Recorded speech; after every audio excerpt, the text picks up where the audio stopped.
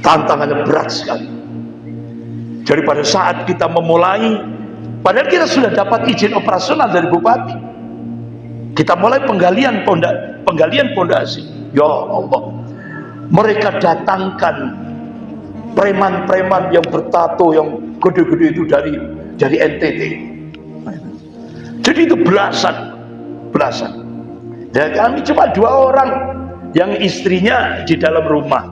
Dan ini berdua. Yo, itu ngayun-ngayunkan parang gitu Pak. Sudah waktu itu, bismillah, perbanyak doa dan zikrullah. Alhamdulillah. Jadi waktu itu benar-benar tegang. Tangan kiri ini waktu itu sudah spontan, tangan kiri kita korbankan untuk nahan parang itu, tapi tangan kanan itu sudah harus mematikan, menghantam ulu hatinya. Itu sudah spontanitas kita waktu itu. Ya Allah. Jadi dia mengayunkan parang itu dengan emosional, dengan membelalak matanya itu, seperti tertahan. Jadi gini itu tidak bisa mengayunkan. Alhamdulillah. Itulah ta'yidullah, pertolongan Allah. Ternyata Pak, begitu lihat 400, hampir 450 ini mu'alaf ini dari Gunung Semeru itu, dia itu langsung meneteskan air mata, nangis. Sudah assalamualaikum, habis itu langsung ngasih mukadimah. Dia katakan, ini di Jakarta penuh dengan kepalsuan, kemunafikan dan sebagainya. Habis itu di sini benar-benar putih, benar-benar keikhlasan, dan akhirnya terus nangis, nggak bisa meneruskan sambutannya. Akhirnya langsung saya diminta nutup doa, langsung tutup doa, sehingga sambutan ada langsung tutup doa. Jadi sangat-sangat mengharukan, sehingga alhamdulillah dari jamaah Sunda Kelapa ini tadi, alhamdulillah berdirilah masjid di Gunung Semeru, di kawasan 7 gereja itu, di kawasan 7 gereja itu.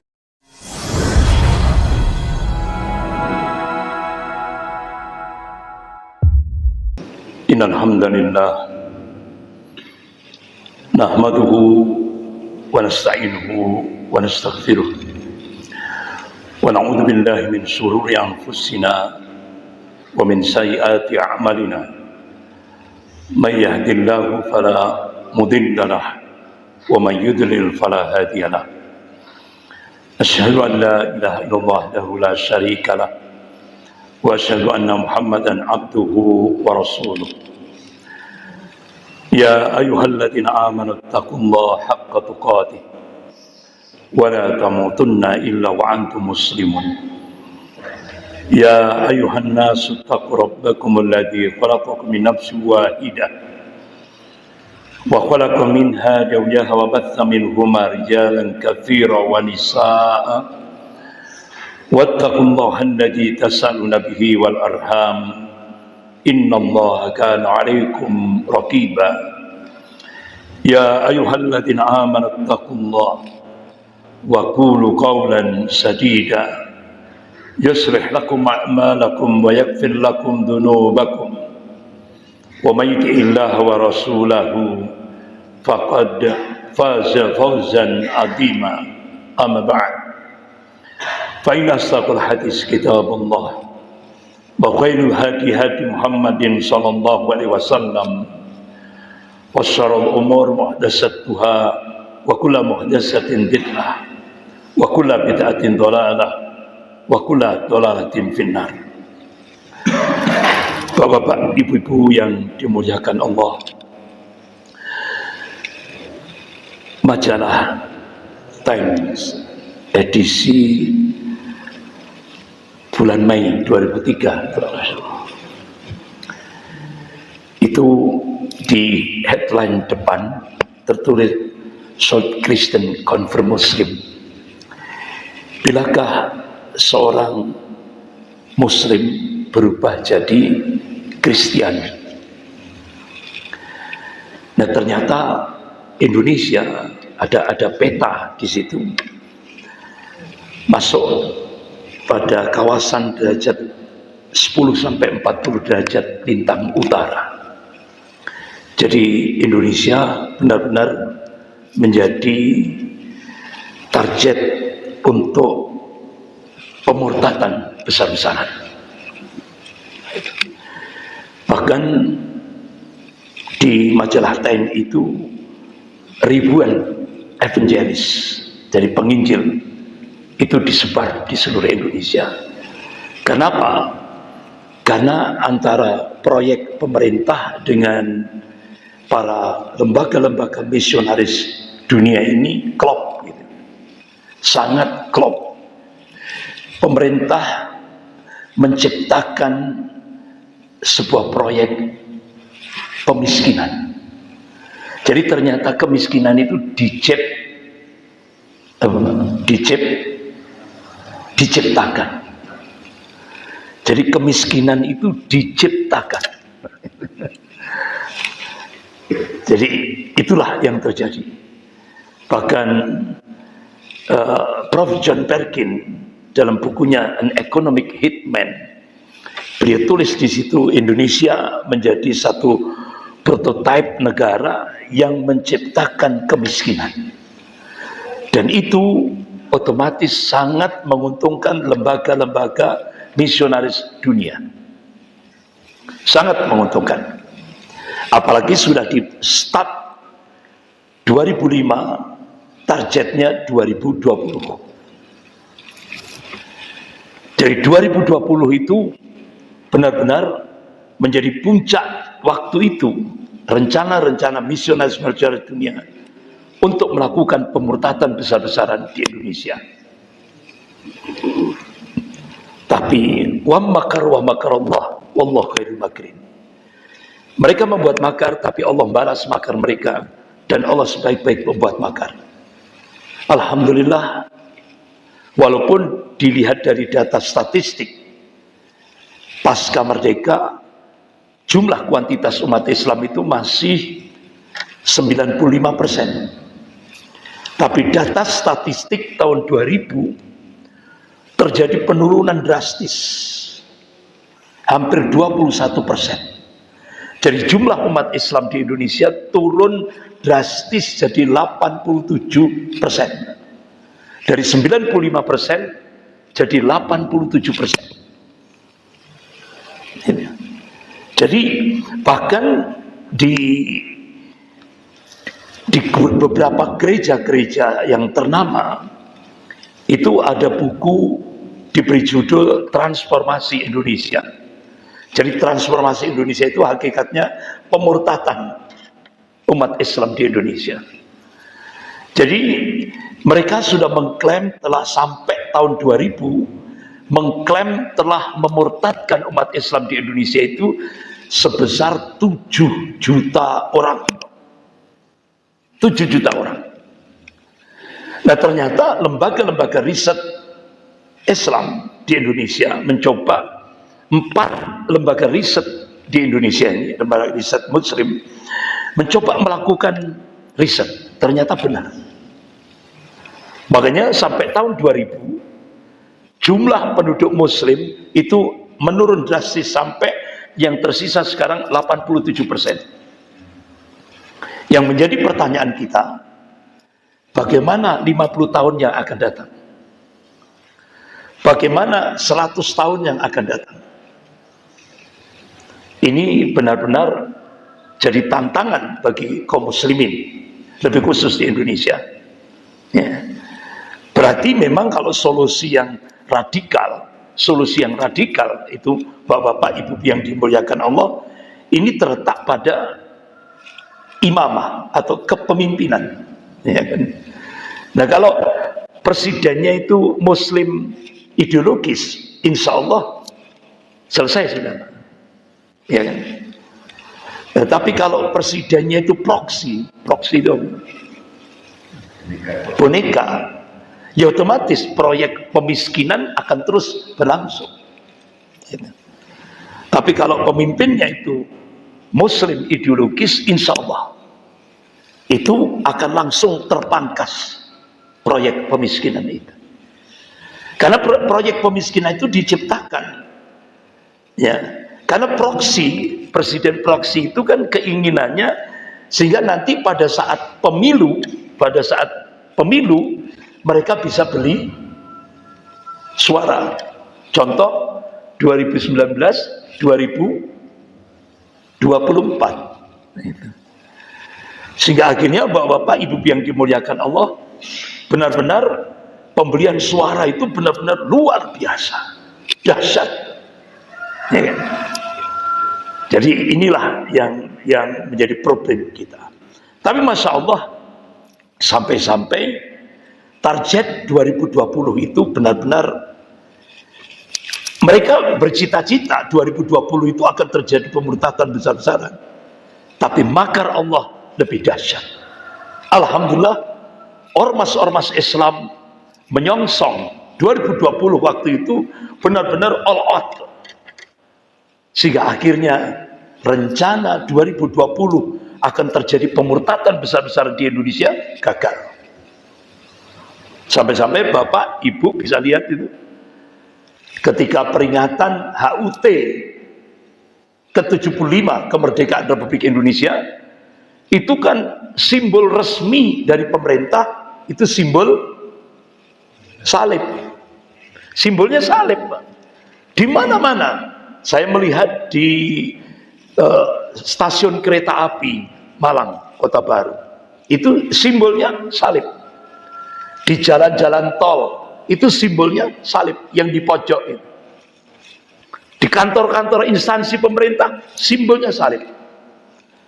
Alhamdulillah akhirnya tokoh-tokoh ulama di Jakarta langsung tabayun ke kantor kesekretariatan negara. Kenapa? Peringatan HUT 75 tahun Indonesia Merdeka kok simbolnya salib. Simbolnya salib itu, Pak. Terang benderang itu. Padahal Indonesia mayoritas Muslim, walaupun masih 87% mayoritas Muslim. Apa jawaban kesekretariatan negara? Itu mohon maaf, itu seni katanya. Jawabannya seni. Akhirnya marah ulama-ulama yang datang ke sekretariat negara ini. Kita jangan ditipu. Kita tahu buku transformasi Indonesia itu sudah menyebar di seluruh gereja-gereja di Indonesia. Jadi dari situlah ulama marah. Sampai dalam kenegaraan saja umat Islam dipaksa jadi minoritas. Sampai simbol salib itu nggak ada yang protes kecuali ulama-ulama di Jakarta.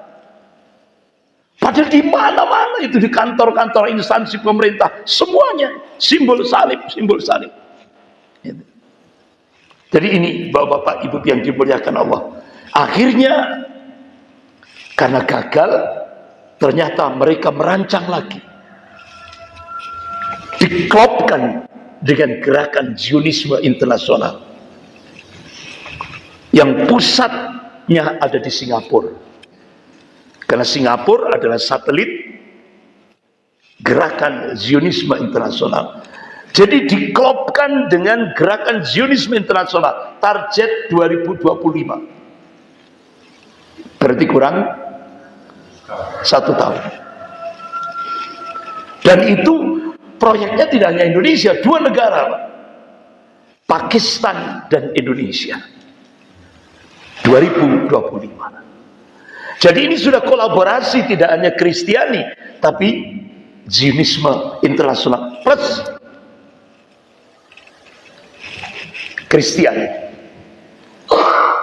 Sehingga akhirnya ada 9 strategi yang dulu sudah pernah saya sampaikan.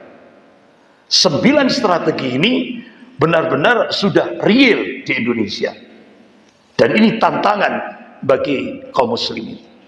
Nah, bapak-bapak, ibu-ibu yang dimuliakan Allah, ini globalnya. Nah, sekarang bagaimana kita menghadapi terutama di Malang Raya.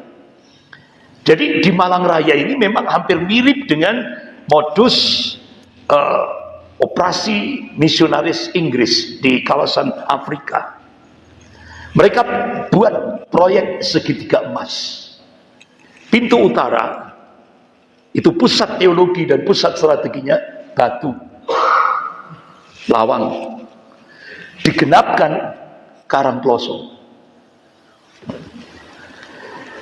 proyek segitiga emas pintu selatan, Peniwen, Suwaru, Sitiarjo. Jadi pintu utara itu yang akan dijadikan pusat itu Karangploso, persis di depan Pusdik Arhanut, hampir 5 hektar. Dan siapa yang membackup waktu itu? Jenderal LB Murdani. Waktu itu ketika dia masih hidup. Begitu juga pintu selatan, pusatnya Desa Peniwen. Jadi Desa Peniwen itu, bapak-bapak, ibu yang dimuliakan Allah, itu benar-benar unik sekali. Begitu masuk 2 misionaris, yaitu dari Belanda, Van Leeuwen, dengan dari Kanada, 100% Muslim itu berubah pakai modus kekuatan ekonomi. Karena di situ mayoritas petani buruh, bukan petani ini buruh, bukan yang punya itu, tapi buruh. 6.500 jiwa berhasil dimurtadkan. Yang tersisa cuma 2 orang, suami istri. Jadi dari 6.500 jiwa itu yang Muslim tinggal 2 orang, suami istri. Itu 35 km dari kota Malang. 35 km dari kota Malang. Ya. Sehingga akhirnya bapak-bapak, ibu yang dimuliakan Allah, kita mencoba untuk konsentrasi, terutama yang ini tadi. Kita buka data di Pemda Kabupaten. Ya Allah, walaupun ada 2 orang, tetap di kabupaten itu, di data statistik di Kabupaten Malang itu tetap 100% Kristen. Tujuannya apa? Untuk melempangkan distribusi fulus dari negara-negara Eropa. Nah, itu. Sehingga mereka bertahan 100% Kristiani. Padahal setelah kita mencoba masuk ke dalam, ternyata ada keluarga-keluarga Muslim yang lain tapi dipaksa pakai KTP Kristen. Itu sudah jadi aturan di sana, aturan baku. Jadi ternyata kita telusuri masih ada keluarga-keluarga Muslim yang sholat di rumahnya, ada sajadah, ada Al-Quran, ada sarung, ada mukena, ya. Tapi KTP-nya Kristen. Akhirnya kita telusuri, kenapa?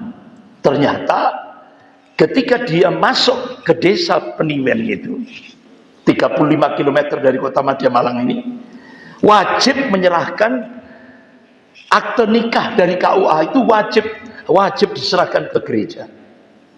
Dirubah jadi akte dari gereja Kristen, dan akhirnya berubahlah jadi KTP Kristen. Itu sudah jadi aturan baku di Desa Peniwen itu.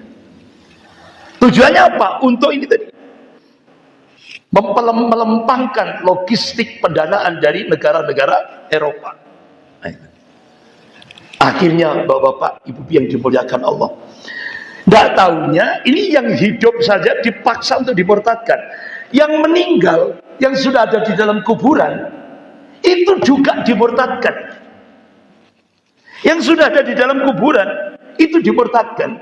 Bagaimana caranya? Dipasang tiang salib. Dipasang tiang salib. Akhirnya kita mencoba buka lembaran sejarah di Pemda Kabupaten Malang. Ternyata yang dikubur itu anggota Laskar Hizbullah. Mosok namanya Said itu Kristen, kan nggak mungkin, Pak. Gitu. Alhamdulillah, qadarullah, kami bertemu dengan komandan Hizbullah di Bank BNI itu sebelah selatan sana, ada optik, ya, kacamata itu. masuk gang, ada gang di situ, kami masuk. Alhamdulillah, kami menemukan komandan Hizbullah pada saat agresi Belanda kedua tahun 1949 yang ada di kawasan Desa Peniwen itu. Sehingga di sana dipasang tugu tempat bom-bom dijatuhkan dari pesawat-pesawat Belanda agresi tahun 1949 ini. Beliau cerita, itu anak buah saya, anak buah beliau itu. Jadi Muslim. Nah ini. Sehingga akhirnya, ya Allah, umurnya sudah 89 umurnya beliau. Bapak Orean Maksum, Allahumma yarham. Pak Orean Maksum itu komandan Hizbullah. Beliau meninggal umur 91 umurnya. Beliau meninggal. Tapi alhamdulillah kami mencoba langsung, beliau ngajak kami waktu itu melihat ini tempat pengeboman, tempat bagaimana gerilya peperangan waktu itu tahun 1949. Beliau tunjukkan tempat-tempatnya. Alhamdulillah akhirnya dengan modal itu langsung kami mencoba meluruskan, tolong dari Pemda harus mencabut tiang-tiang salib itu tadi. Alhamdulillah langsung tiang salib itu dilepas semuanya. Mosok yang sudah meninggal saja dimurtadkan, apalagi yang masih hidup ini. Akhirnya bapak-bapak, ibu yang dimuliakan Allah, akhirnya kita mencoba, kita telusuri, tidak taunya lagi-lagi backing terkuat pada saat itu Jenderal LB Murdani. Sehingga akhirnya waktu itu kami kontak kepada Ketua Majelis Ulama Jawa Timur, yaitu Bapak Gaji Misbah, Allahumma yarham. Alhamdulillah langsung ini gajah harus dilawan dengan gajah. Akhirnya alhamdulillah kita diterima Pangdam 5 Brawijaya, yaitu Mayor Jenderal Hari Sudarno waktu itu. Alhamdulillah satu berkas kejadian-kejadian yang terjadi, gerakan ini tadi, Kristiani radikal Ordo Jesuit ini tadi, sudah kami sampaikan semuanya, kami serahkan semuanya kepada Pangdam 5 Brawijaya. Bahkan Bapak Mayor Jenderal Hari Sudarno waktu itu memberikan statement, ini mereka baru menguasai satu desa. Baru menguasai satu desa saja, itu bisa punya hukum sendiri, aturan sendiri. Jadi setiap ada warga yang masuk wajib berKTP Kristen, walaupun dia Muslim. Dan hari Ahad itu sudah ditetapkan, itu hari suci umat Kristiani. Hari suci umat Kristiani. Tidak boleh umat Islam dia kerja gitu, tidak boleh. Kalau kerja aktivitas kena denda sekian meter kubik batu kali. Itulah yang dirasakan. Bahkan sampai umat Islam di sana, Pak, di Desa Peniwen itu mau sholat Jumat saja, itu sarungnya, baju takwanya itu harus ditutup rapat-rapat. Dan dia harus berjalan sepanjang 7 kilo untuk sholat Jumat. Sehingga akhirnya alhamdulillah saat itu juga Panglima Kodam 5 Brawijaya minta kepada kami waktu itu langsung ke Waas Intel Kodam 5 Brawijaya, yaitu Bapak Kolonel Pranghadi. Alhamdulillah langsung intel-intel dari Kodam itu digerakkan ke sana. Alhamdulillah hasil investigasi intel-intel dari Kodam 5 Brawijaya dengan satu berkas yang kami sampaikan di hadapan Panglima Kodam, alhamdulillah ternyata klop sama. Jadi kami tidak mengada-ngada, jadi benar. Alhamdulillah selesai. Sehingga akhirnya bapak-bapak ibu yang dimuliakan Allah, waktu itu langsung ada solusi. Kami waktu itu minta, mohon Pak Bupati mengizinkan kami.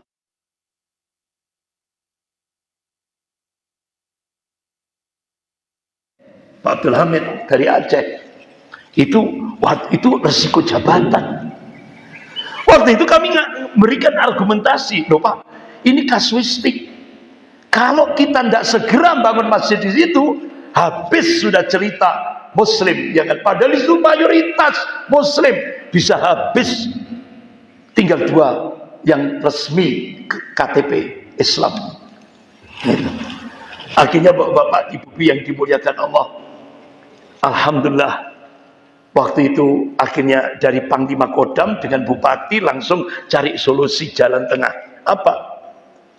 Kita diizinkan untuk membangun panti asuhan. Ya akhirnya kita terima aja. Karena itu solusi real kita terima. Langsung begitu kami terima, kami pelajari peraturan-peraturan daerah tentang pendirian panti asuhan. Ternyata di situ ada aturan, setiap panti asuhan kalau dia muslim wajib bangun masjid. Alhamdulillah, ini 2 pulau terlampaui. Artinya rencana kita sudah tanpa izin langsung, karena itu sudah jadi aturan baku pemerintah. Alhamdulillah, sekaligus bangun masjid. Tapi ya Allah, tantangannya berat sekali. Jadi pada saat kita memulai, padahal kita sudah dapat izin operasional dari bupati, kita mulai penggalian pondasi. Ya Allah, mereka datangkan preman-preman yang bertato yang gede-gede itu dari NTT. Jadi itu belasan. Dan kami cuma 2 orang yang istrinya di dalam rumah. Nah, ini berdua. Yo itu ngayun-ngayunkan parang gitu Pak. Sudah waktu itu bismillah, perbanyak doa dan zikrullah. Alhamdulillah. Jadi waktu itu benar-benar tegang. Tangan kiri ini waktu itu sudah spontan, tangan kiri kita korbankan untuk nahan parang itu, tapi tangan kanan itu sudah harus mematikan, menghantam ulu hatinya. Itu sudah spontanitas kita waktu itu. Ya Allah. Jadi dia mengayunkan parang itu dengan emosional, dengan membelalak matanya itu. Seperti tertahan. Jadi gini itu tidak bisa mengayunkan. Alhamdulillah. Itulah ta'yidullah, pertolongan Allah. Sehingga akhirnya belasan preman-preman dari NTT itu mungkin ngiranya kita punya ilmu balung kawat, balung besi, ya kan, otot kawat, balung besi itu ya. Mungkin itu. Padahal kita sudah, ya, pondasi kita tauhid, ya kan? Kita hanya ta'yidullah yang kita harapkan, pertolongan dari Allah. Alhamdulillah tidak terjadi konflik. Mereka mundur. Dikira kita punya ilmu. Dikira kita punya ilmu. Mundur. Alhamdulillah tidak terjadi. Nah dari kasus itulah, alhamdulillah langsung kami sampaikan ke MUI ke Jawa Timur, MUI Jawa Timur, Bapak Kiai Misbah langsung Pangdam menyerahkan ke Korem Jalan Bromo. Sehingga alhamdulillah selama pembangunan panti asuhan itu langsung dijaga ketat oleh Korem Malang yang Jalan Bromo, ya kan? Alhamdulillah sampai akhirnya sampai jadi, padahal cuma kotak saja, namanya panti asuhan, kotak saja. Peresmiannya heboh gitu. Heboh karena waktu itu ada ultimatum sampai Kapolres angkat tangan, tidak bertanggung jawab terhadap keamanan Ketua Majelis Ulama Jawa Timur. Angkat tangan karena apa? Isunya akan ada sabotase. Ya. Alhamdulillah. Besok paginya saya ditelepon oleh Bapak Kiai Misbah, Allahumma yarham. Saya tetap berangkat ke Malang. Masya Allah. Dari Surabaya tetap berangkat. Padahal ancamannya mati. Beliau tenang saja. Alhamdulillah. Beliau hadapi.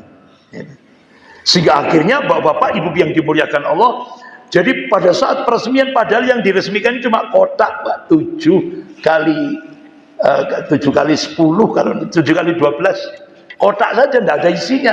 Makanya begitu Ibu Bupati begitu buka itu, loh kok kosong ya cuma gedung kotak saja, tapi kan bersejarah itu, Pak, mengharukan. Nah, itu. Sehingga alhamdulillah, masya Allah, begitu muncul kasus seperti itu, kita bersyukur, Pak. Muhammadiyah, NU kabupaten bersatu, Muslimat, Aisyah, Kokam, Bansel jadi satu. Alhamdulillah. Jadi biasanya kalau sudah ada common enemy, musuh bersama, itu umat Islam bersatu, Pak. Alhamdulillah. Tapi nek gak enek musuh itu dengkul, ya tidak hanya sikut-sikutan, tapi dengkul-dengkulan. Ya Allah. Jadi ini kasus lapangan itu seperti itu. Alhamdulillah. Begitu ada common enemy, musuh bersama ini, Masya Allah, Muhammadiyah, NU bersatu untuk menggantikan itu. Tapi apa Pak? Begitu acara formal selesai, itu kan masih ada beberapa yang lain masih bertahan di lokasi.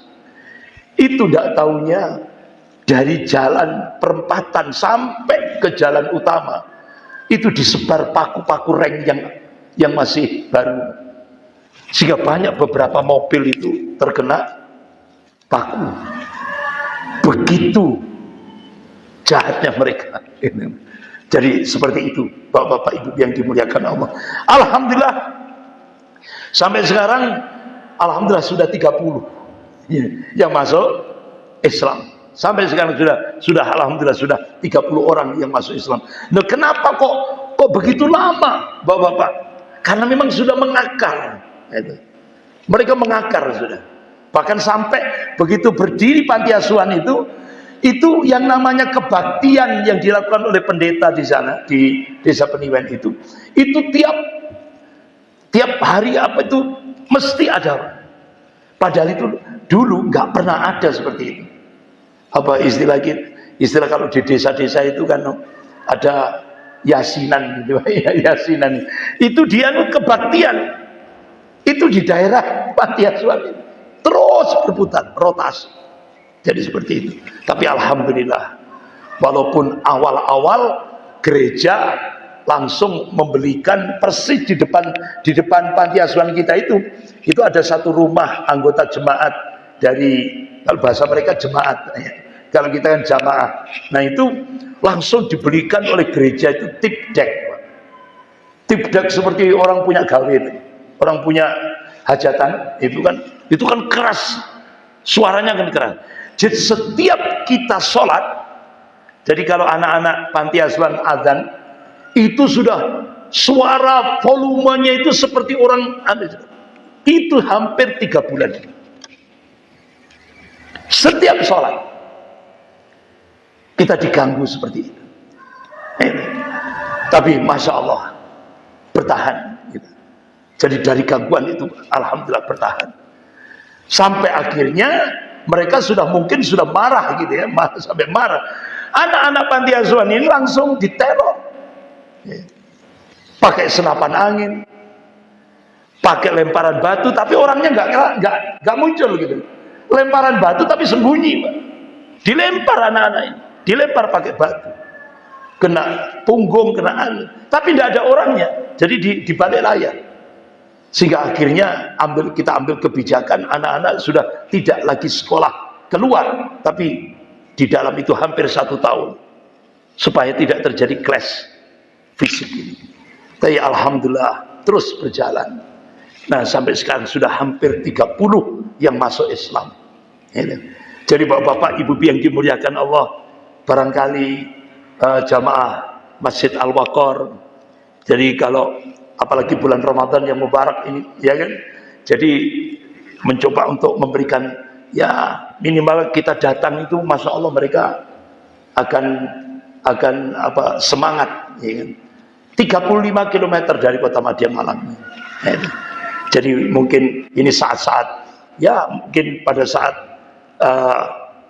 akhir Ramadan itu, alhamdulillah kita bisa memberikan empati. Ya.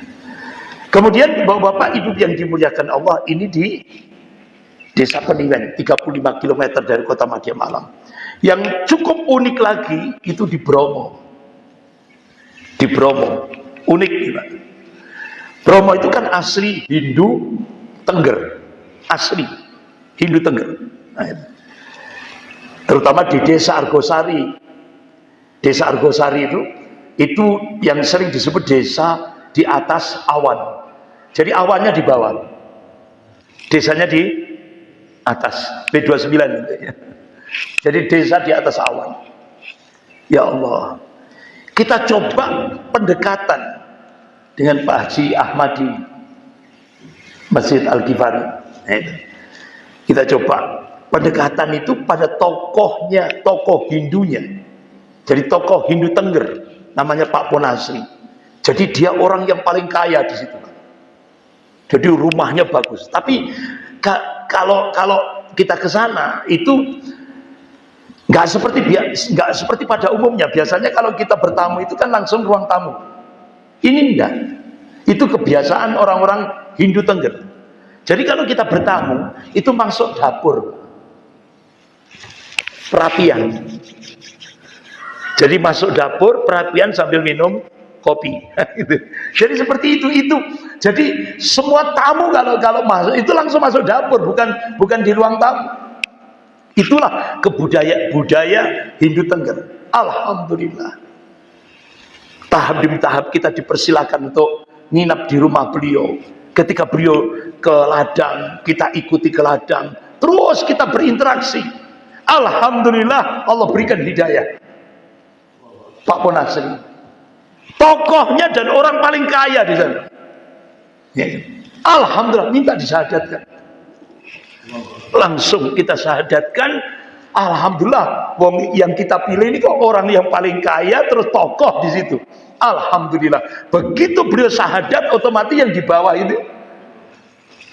Jadi tiap mulai bulan Januari itu terus minta syahadat. Door to door. Sampai Desember itu kurang lebih 234 Hindu Tengger berhasil kita syahadatkan. Alhamdulillah. Jadi sehingga akhirnya waktu itu sempat kita mencoba, loh ada hari-hari tertentu Bapak Ibu yang dimuliakan Allah, ternyata di situ di bawahnya itu namanya desa kecamatan Senduro, itu ternyata ada pura terbesar se-Asia. Kita kaget juga itu. Pura terbesar se-Asia. Jadi orang-orang Hindu Bali, orang-orang Bali, orang-orang Tibet, orang-orang dari India, ya, dari Sri Lanka, itu semuanya ke situ. Orang-orang Bali itu di situ. Jadi ada hari-hari tertentu. Sehingga di jalan itu penuh dengan bis-bis mewah, bis-bis pariwisata letter DK Bali. Jadi orang-orang Tibet itu transit dulu di Denpasar, baru ke tempat itu.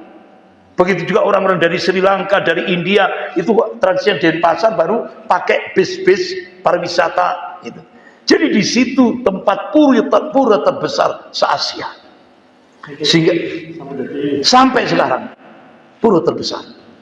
Sehingga alhamdulillah akhirnya kita coba 234 yang sudah syahadat tadi, kita coba kita anukan KTP-nya kan, KTP-nya kan masih Hindu. Akhirnya kita lobby kepala desa, ditolak. Kepala desa tidak mau ngurus KTP-nya. Alhamdulillah kita lobby kepada Pak Camat. Pak Camatnya Muslim, ya kan, Camat Senduro itu. Alhamdulillah langsung kita minta bantuan Pak Camat, langsung gol, Pak. 234 itu sudah ber-KTP Islam. Dan akhirnya baru pertama kali kita adakan sholat Idul Fitri pertama kali. Jadi di sana ada lapangan, ya kan? Ada lapangan yang itu nanti kita jadikan masjid. Alhamdulillah. Lapangan itu kita jadikan sebagai tempat sholat Idul Fitri. Alhamdulillah, itu benar-benar peristiwa yang sangat mengharukan. Jadi Bapak Ibu yang dimuliakan Allah, ternyata di sana itu yang paling menarik itu, Pak. Kalau biasanya kalau kita dakwah bilhal itu kan bawa sembako ya. Kalau di sana enggak, kalau di Gunung Bromo itu kita bawa sarung.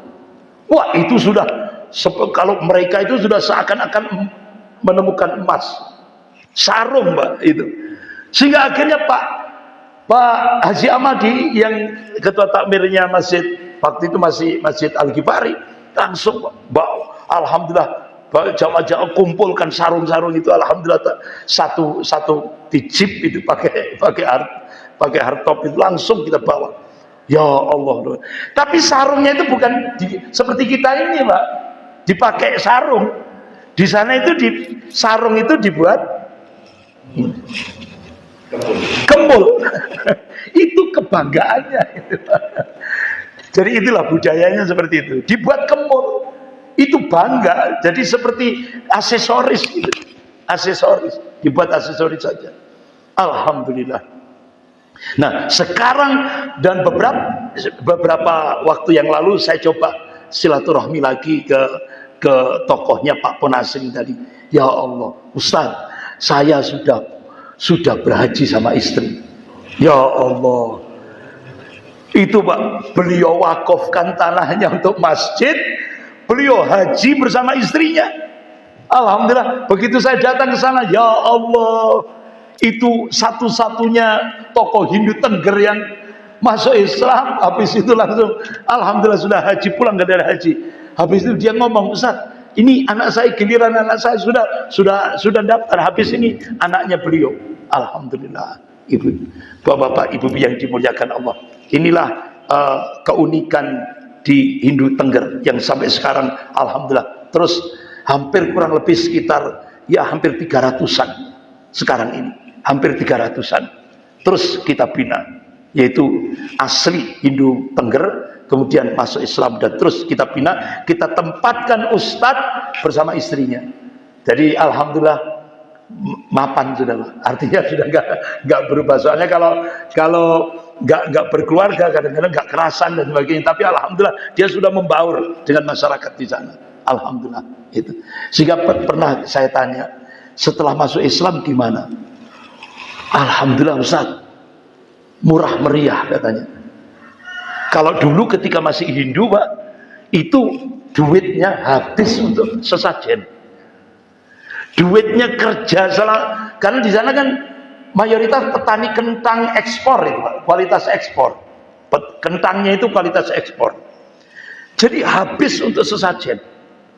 Apa Pramaswari itu di depannya itu, di depan rumahnya itu ada Pramaswari, itu harus nganukan sesajen macam-macam itu Pak. Ya, tiap hari Pak. Jadi memberi makan jin, ya kan? Memberi makan jin tiap hari. Tapi begitu masuk Islam, ternyata murah meriah Ustaz. Kita bisa nabung, gitu. Alhamdulillah. Jadi akhirnya dia merasa enjoy, sehingga akhirnya Masya Allah gedok tular itu, ya, gedok tular, sehingga akhirnya banyak yang syahadat ini.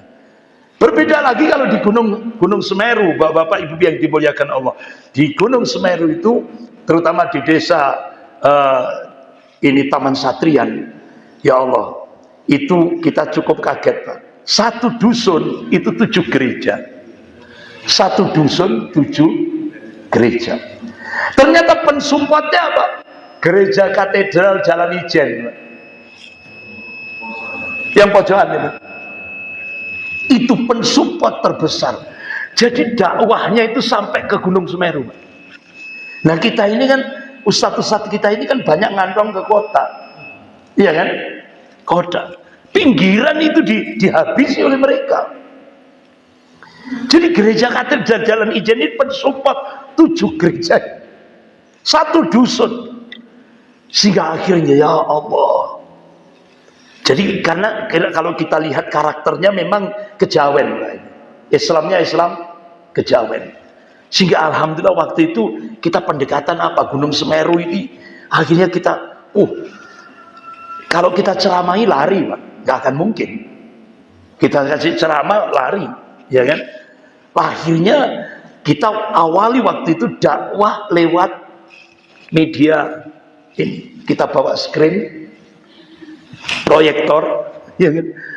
Kita kasih yaitu film-film Islami, film-film Islami yang benar-benar menyentuh kolbunya, sehingga itu bergantian antar rumah, door to door. Alhamdulillah Ternyata Pak, semarak, bludak Pak. Karena haus hiburan ya. Orang gunung. Sempat itu kami tanya, Bu, Ibu rumahnya di mana? Itu Ustadz yang di puncaknya semburan Gunung Semeru. Loh, Ibu datang ke sini tuh berapa lama? Setengah hari jalan kaki. Ya Allah, setengah hari. Sehingga akhirnya alhamdulillah kita putuskan, kita siapkan truk engkel untuk menjemput di titik-titik tertentu supaya nggak terlalu lama dia jalan kaki. Alhamdulillah. Tapi kan mulainya beda dengan di kota. Di sana itu mulainya jam 9 malam sampai jam 11 malam. Nah kalau kita jam 9 ya ditinggal, Pak. Ya kan ditinggal. Di sana ya Allah, itu rata-rata seperti itu. Alhamdulillah, Bapak Ibu yang dimuliakan Allah. Terjadilah syahadat massal kurang lebih 450. Alhamdulillah, syahadat massal.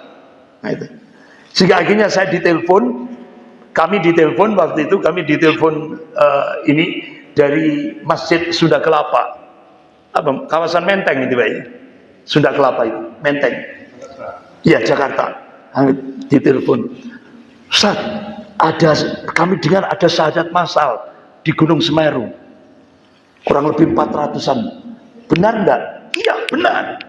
Alhamdulillah akhirnya kami dari Masjid Sunda Kelapa rombongan Ustaz, boleh enggak? Boleh, siap. Akhirnya saya diminta untuk menyiapkan minibus medali emas kita siapkan.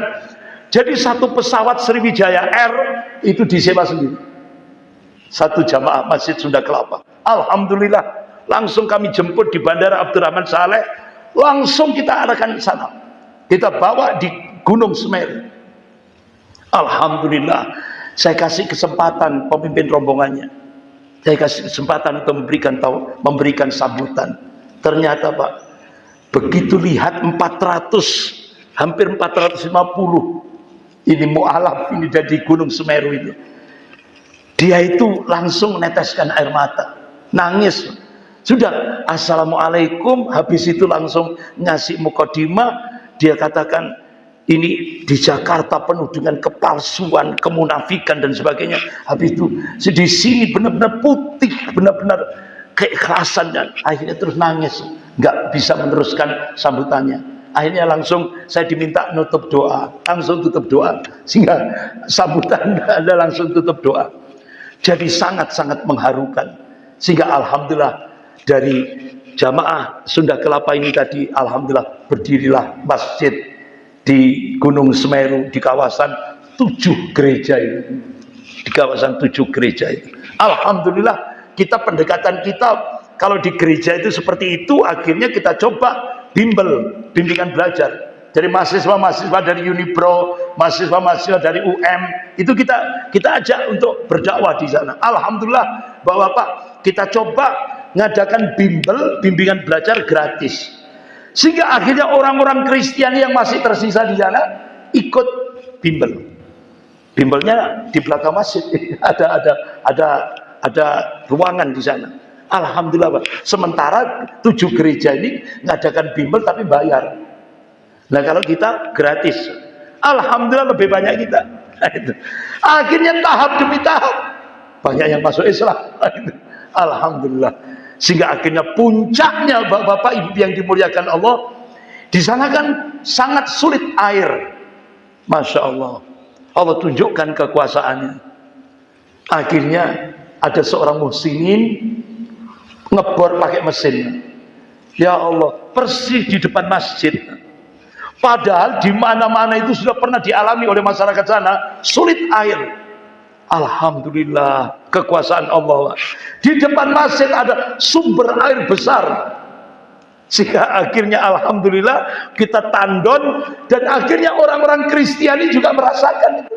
Jadi orang-orang Kristen, ya ternyata ya Allah dari situ Pak. Jadi air kita gratiskan untuk tetangga-tetangga walaupun dia Kristiani, alhamdulillah merasakan dampak dari keberkahan masjid ini tadi. Alhamdulillah. Dari situlah Bapak Ibu yang dimuliakan Allah, inilah dakwah di Semeru seperti itu. Tapi alhamdulillah mudah-mudahan apa yang saya sampaikan ini bisa membuka kita semuanya kesempatan emas bulan Ramadan. Ayo kita sisihkan untuk 3 gunung, Gunung Kawi, Gunung Semeru, dan Gunung Bromo. Di sana banyak mualaf yang menunggu kita. Saya kira gitu, lebih kurangnya saya mohon maaf. Ustaz, kalau kita mendoakan dengan selamat. Oh gitu. Sampaikan kepada Oh ya, ya, bapak-bapak, ibu-ibu, Syria aja, nggak usah disampaikan. Nggak usah. Ya. Bapak-bapak, ibu-ibu yang dimuliakan Allah, lebih kurangnya saya mohon maaf. Kita akhiri dengan doa kafarat majelis. Subhanakallahumma wa bihamdika, asyhadu an la ilaha illa anta astaghfiruka wa atubu ilaik. Wabillahi taufiq wal hidayah. Wassalamualaikum warahmatullahi wabarakatuh.